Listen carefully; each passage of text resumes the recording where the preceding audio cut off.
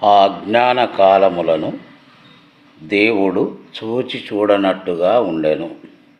ఇప్పుడైతే అంతటను అందరును మారు మనస్సు పొందవలనని మనుష్యులకు ఆజ్ఞాపించుచున్నాడు. ప్రియ సహోదరి సహోదరుడా, దేవుని మహాకృపను బట్టి మనలను తన స్వరూపమందు తన పోలికలో మానవులనుగా మనకు జన్మనిచ్చి ఉన్నాడు. కాబట్టి ఈ మాట మానవులమైన మనకే దేవుడు ఒక ఆజ్ఞగా ఇచ్చాడని గమనించుదాం, గ్రహించుదాం.